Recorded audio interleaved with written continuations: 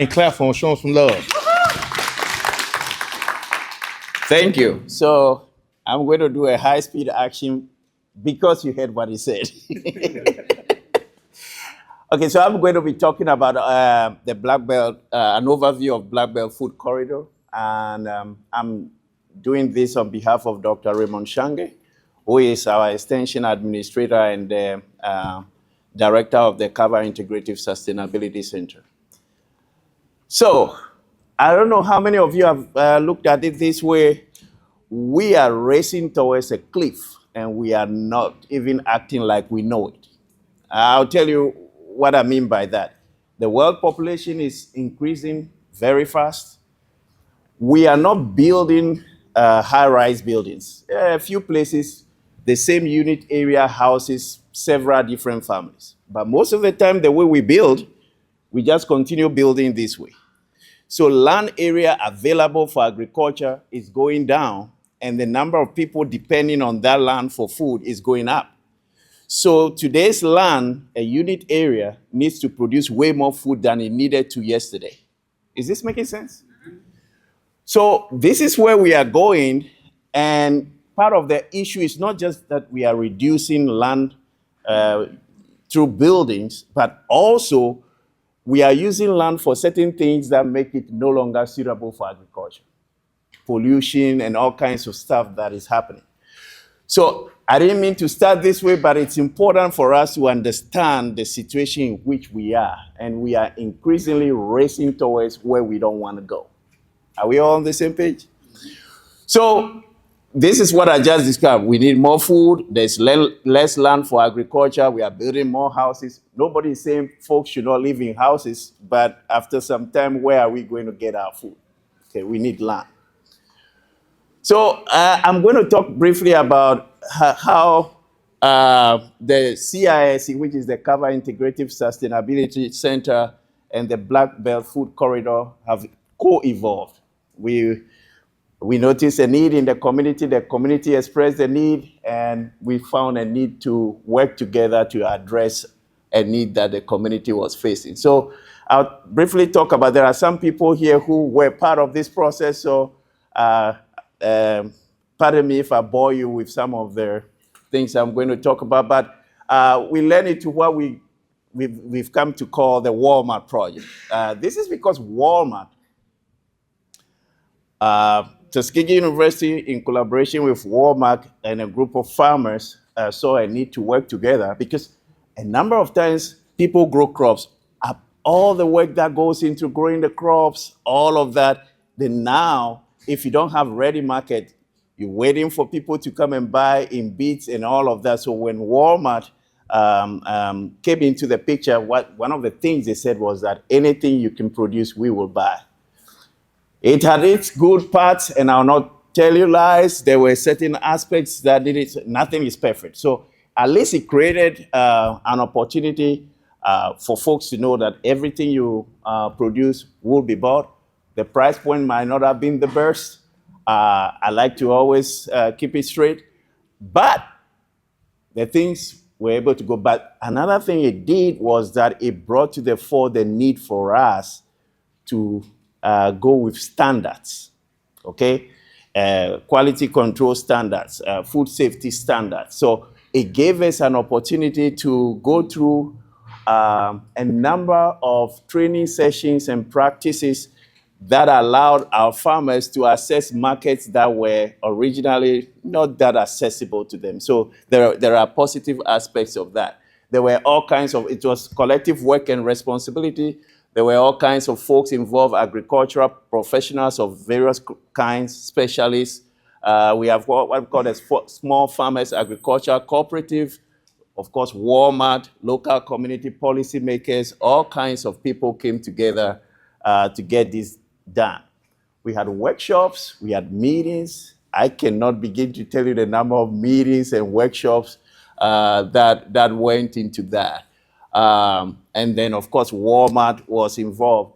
And one of the things, the reason why it was extremely important for people to work together was that, I remember this very building. I mean, if one person brought some watermelons that were not acceptable, and they put them in the 18-wheeler, and it got to the distribution center.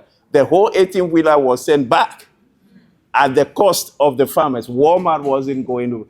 So it brought to the fore the importance of quality standards.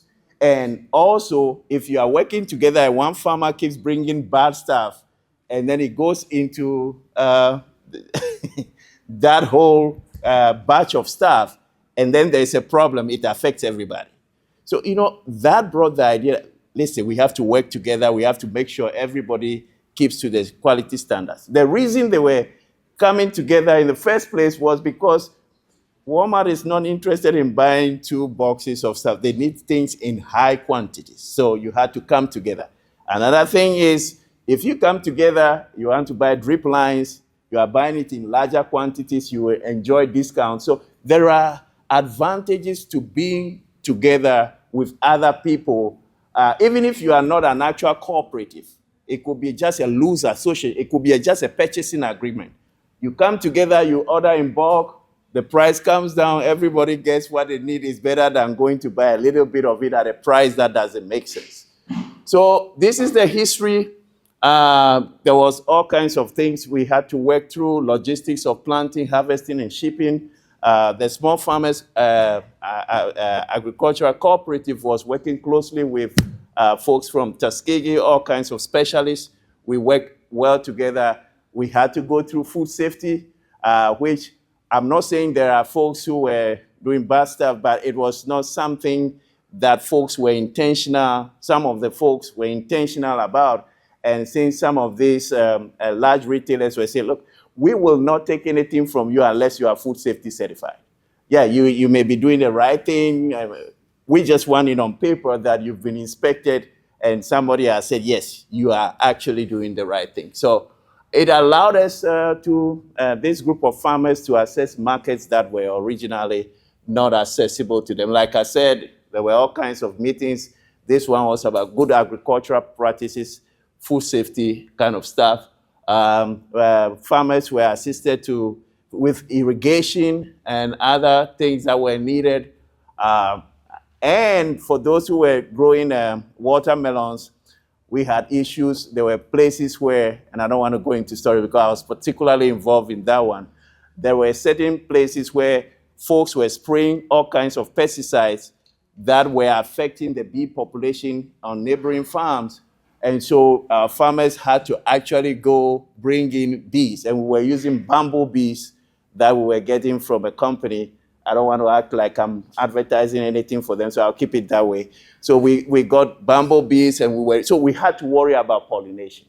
And all the things we are doing to our environment, when we say you have a small problem and you want to use pesticides to just kill everything because you have a tiny problem, tunnel vision, let's kill this one tiny fly with all the pesticides available, and then we create problems all over the place.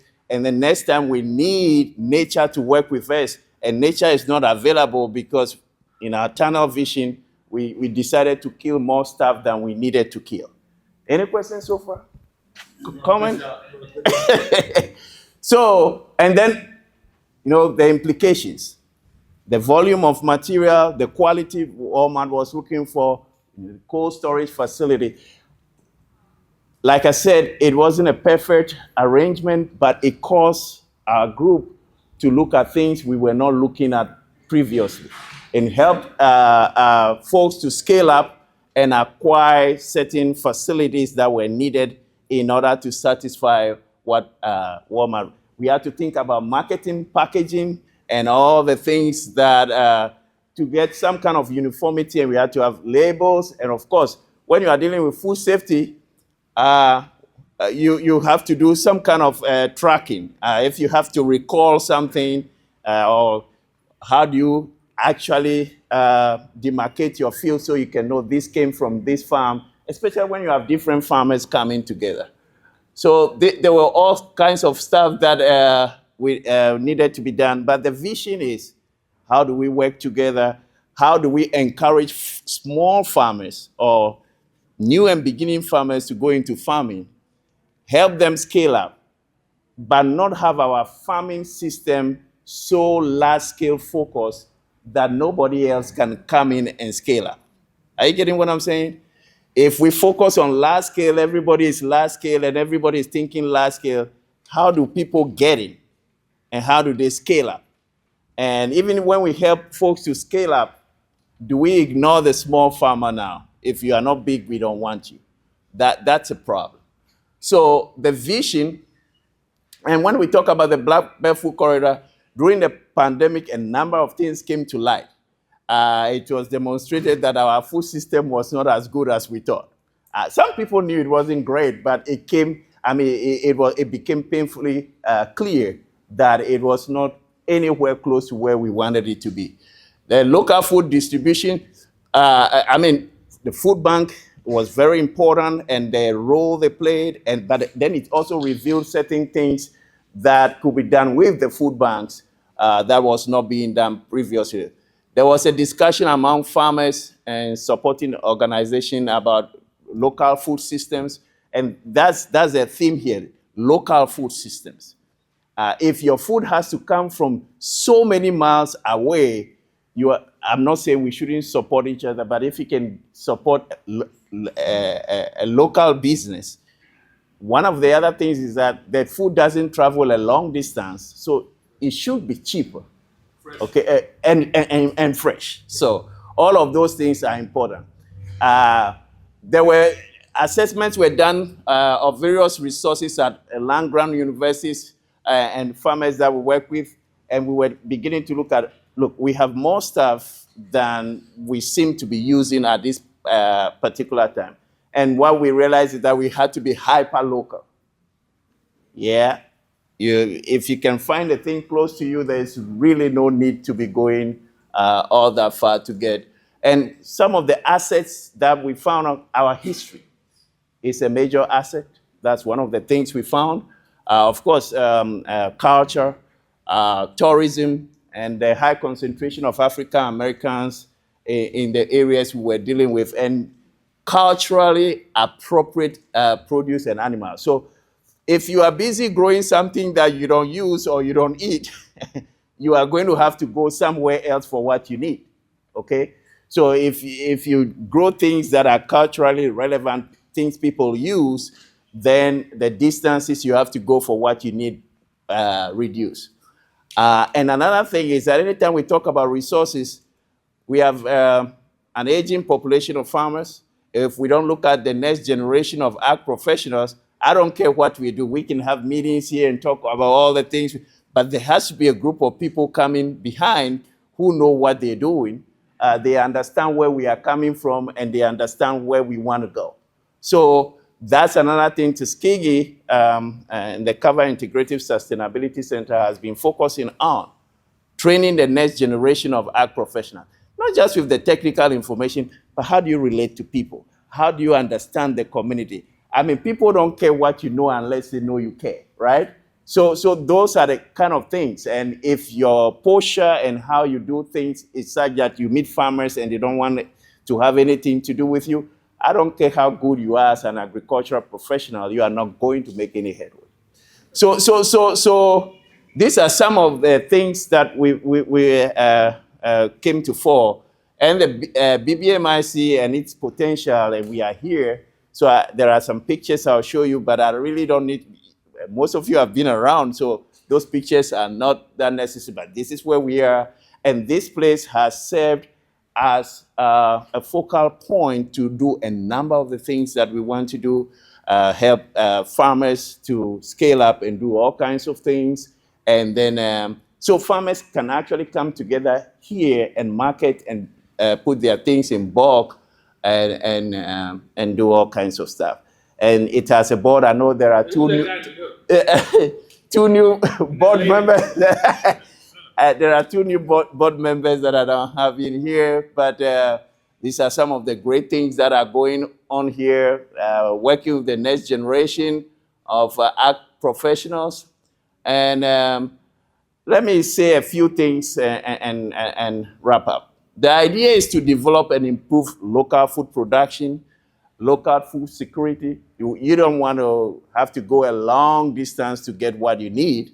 Close the food, some of the gaps we have in the local food system. Let's act like we know that the entire Black Belt region is a designated historic area, and let's capitalize on that history. We need to pay to the, attention to the development of local economies that are based on food systems. I'll say something, you know, the day and age in which we are, we started off from a point where everybody grew a little bit of what they needed, right? So I have some tomatoes, you have some garden eggs. Okay, you give me 2 tomatoes for a certain number of garden eggs. Everybody grew a little bit of what they needed. And then we moved away from that because we became too advanced. So a few people were producing the food we all needed, and more people went behind the computers. I don't have anything against being behind computers, but more and more, we wanted a few people to grow what we needed. Well, most of the things we talk about in sustainable food production, they work best. They are easier to practice when you are on a small scale. The larger you get, you have to start doing things that depart from some of the principles that we say. And yet, in order for a few people to produce the food that all of us need, the few people producing have to be large scale. Are you getting where we are going? We've created a situation where what we need to do is exactly what doesn't work for us most of the time. Okay? So we have to go back to and I know that ship has sailed. Not everybody is not going to grow a little bit of what they need. It has sailed. But we should still do as much as possible to emphasize a number of small farms instead of focusing too much on large farms. Because the larger you get, I'm a pest management person. I'm an entomologist. The larger the farms get, the more you concentrate the production of one crop at one location, then you start having a lot of insect pest problems. You have a diversity of crops, small farms, but they have to make business sense. Okay, that's another thing. I'm not just saying be small, but it has to make sense for you to be there. But it makes better sense if we have a number of small farms instead of large farms where food production is concentrated, and then we have to find ourselves doing the very things that we say we shouldn't be doing. And so this place has become a nerve center, and it's and Dr. Woods and her team have been working diligently to bring people together to learn how to go into farming, to understand agriculture, to scale up processing, and all the other parts that go with it. So I'm happy to meet all of you here. And yes. I'm confused. We talk about scaling up for success, which means getting bigger and better. And what I hear you saying is, and what Tuskegee saying is, don't do that. Well, no, that's not exactly what I'm saying. I'm saying we are training our folks to scale up. But what I said was, let's not just scale up and then have a system that doesn't support the small scale grower. Because that's, in an ideal world, everybody should be a backyard gardener. But we've departed from that. So, that ship has sailed. All right, and I think we're saying the same thing, I hope. Yes. Is that we're not going to leave the little farmer behind. We're going to support that. Yes. But we are going to work on getting bigger. Cluster. Yes. Bigger. Yes. Yes. Because the economic situation is that in order to make the money you need to get bigger. So what I'm saying seems contradictory, but what we need to do, we've departed from so far from it that if you want to insist on being that, you will not make it. If you want to be, everybody should be small, it's not going to happen. So that's what I'm trying to say. But you have to get bigger, but don't let us focus on the big farmers to the point where there's no room for small farmers to grow. So then we cannot have new group. You can't go into management by going large scale. You have to start on a small scale and understand your mistakes before you get large. Now, if we only support large scale farmers, how are the folks going to learn to get to that point? I just want to You mentioned something about the integrated pest management. Yeah. And that's something I'm coming to learn, because when we get into monocropping, that's when we kind of start messing with the ecology. So Yes. having a diversification Yes. among farmers, so we have a good variety to keep the ecosystem Yes. balanced. Yes. Because even if we get really large, but we have issues with pests or things like that, now we're really diminishing the quality of our crop. Yes. But at the same time, if you practice that kind of diverse type of farming, let's face it, it's not very ideal for mechanized farming. You can't just put an equipment there to harvest everything at the same time, because you have a tomato, you have okra, you have something. So in order to be able to do mechanized farming, you want everything to be the same. At the same time, that is not what farming in general, where you put the same crop at the same location, no matter what we call it, is not natural, right? Where you are taking out all the other plants and then just putting one crop there. You've just changed the diversity in the location. So we are trying to do what is not natural as best as we can. Good job, man. Thank you. Yeah. Thank you so much. Thank you so much. We want to thank him for coming. See, what happened is he missed the first half